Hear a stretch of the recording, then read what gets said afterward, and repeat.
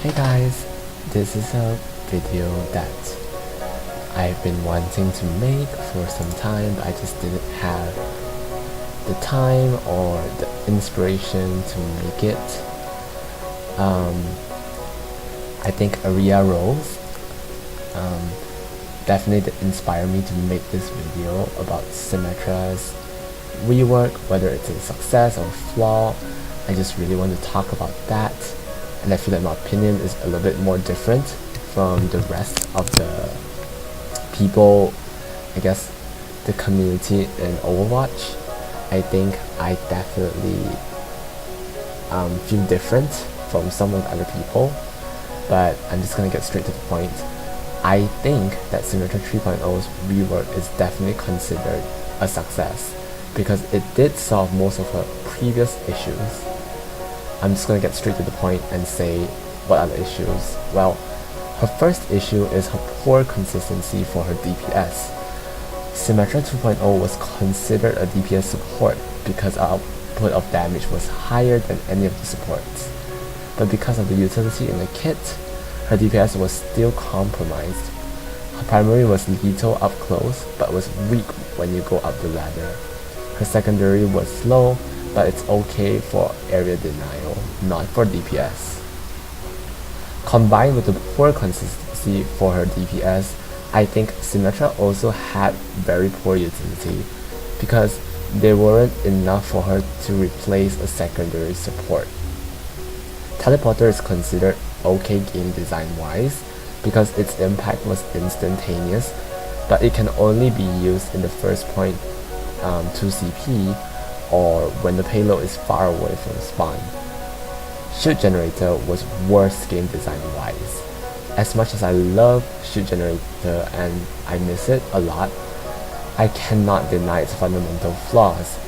Firstly, the shoot gen lasts potentially forever, which sounds good in paper, but to compensate for the infinite uptime, it only gives 75 shield to the entire team.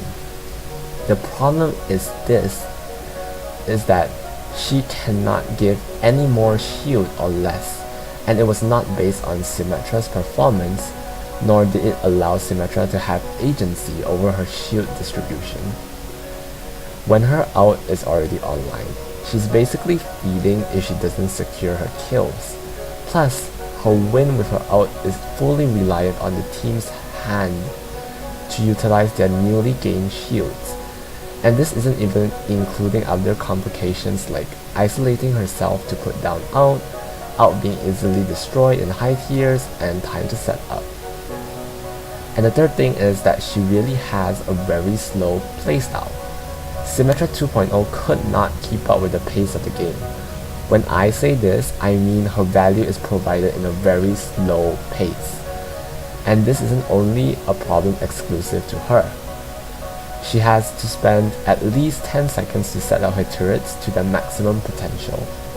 By doing that, she has to go to the site to set it up, and it decreases her movement speed when she sets up, making her movement really predictable for snipers.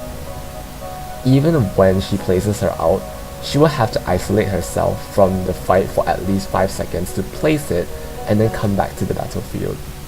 In situations where it's a poking war in the choke, Symmetra can only spam orbs and take a gamble by performing a risky flank.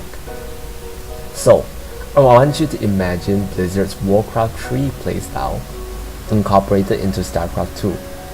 That is how Symmetra feels like in the world of Overwatch. And my fourth issue with this is that Symmetra 2.0 honestly could not get any buffs because she was too difficult to balance. There is very little room for what the devs can do to help Symmetra 2.0. If they choose to give her a buff, like giving her turrets more health, more shields for shield gen, more slots for TP, she will become too oppressive in the lower brackets and would further be hated by the community, based on how frustrating she would be against a couple of gold silvers. So, to further illustrate my point, I just really want to use two heroes in comparison with Symmetra 2.0. So, I'm going to talk about Brigitte. So during Vegeta's debut, Symmetra was completely outclassed. As I've said earlier, Symmetra was already outclassed by all the secondary supports and the release of Moira, but Vegeta was the blow that killed her and let her bleed in the water. Vegeta does everything Sim did but better. She could deal with flankers to peel for her support, and she could do large amount of damage with healing plus armor. She has her own personal shield, and she was deadly up close. To add to the fire, Vegeta was also another hero that required little aiming. All this was too much because unlike Symmetra 2.0, her value was instantaneous and she had little setup time. Plus, her playstyle is dynamic and she does not fully rely on her teammates to secure her win. I will also use Orisa to illustrate my point on what the devs could have done to her ult if they wish to keep it, even though they didn't right now. Orisa's ult is also construction like Symmetra 2.0's, but unlike Symmetra 2.0, she does not need to set it up. Her ult was performance based as a good Orisa could get multiple superchargers in the course of the match. From a design perspective, her ult did not have a long uptime, so to compensate for it, it gave tremendous value, meaning that Orisa had complete agency over what she needed to provide her utility for a short burst of time, rather than giving very mediocre utility over the course of the whole match, which was what Symmetra did. So, the true question is, to what extent has Symmetra 3.0 reached in terms of success? Well, in my opinion, Symmetra's rework is largely a success because I've shown earlier just now, new Symmetra was able to combat these problems. As Blizzard decided to make her a full-fledged utility DPS, they increased her potential DPS and consistency. Her secondary fire was deadly up close, and in mid-quarters, her secondary fire is possibly the most deadly AoE in the game because she does not get hurt by it like Junkrat, plus it travels quickly in a straight line like Ferris. Her utility was almost instant as TP can be used to get back to point quickly, to reposition, to increase overall mobility in a brawl. Her setup time has been greatly improved and allowed her to play proactively when attacking objectives. Her ultimate charges quickly and gives sufficient impact for a duration of time. Overall, her playstyle is just much more healthier and she can definitely keep up in the game. Unlike some Symmetra mains, I will have to peacefully disagree with many of the arguments that Sim 3.0 is actually worse than 2.0 or that it is a flop.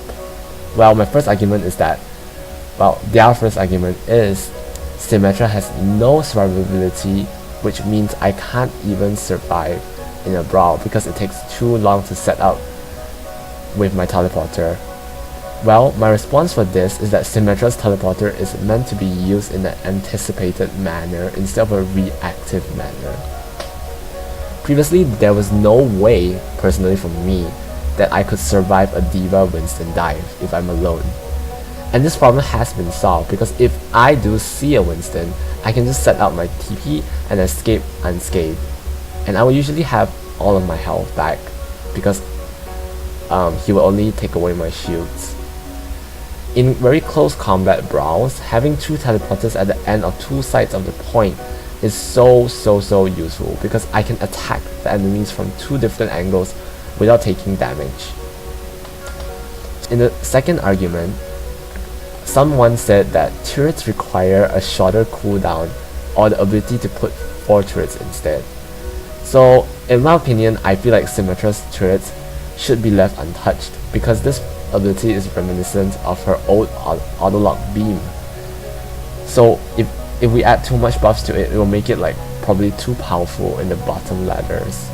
So I think I would just keep it untouched, but if we were to put 4 turrets in compensation for damage, that might be okay, but I'm fine with or without this change. Someone also said I think everyone actually said this, but we need Lockon back. So for this I would definitely say Lock-on weapons are difficult to balance, especially one with such high DPS like Symmetra's, because it's just not possible to make it not feel oppressive in the low ranks. And I would definitely prefer it, however, if it has like a larger hitbox with a soft lock animation so that tracking feels easier, but I'm definitely okay with what it is now. But I do think that maybe a few small changes would be okay. The fourth argument that some people have said to me was that new photon barrier is so useless. So when I heard this statement, I would always just laugh, because I actually felt like this in the beginning, but right now I definitely feel like new photon barrier is so useful because you can use it in every big fight as long as you are good enough to get outcharged. As I've covered, it's a good out because it gives Symmetra control over when she wants to apply value instead of just applying a little bit of value the whole time throughout the whole game. So in my opinion, I feel like Symmetra is very balanceable right now. The reason she hasn't received too much pro play is because her strongest utility right now isn't strong enough to set her herself from the rest of the utility DPS department besides Torp and Bastion.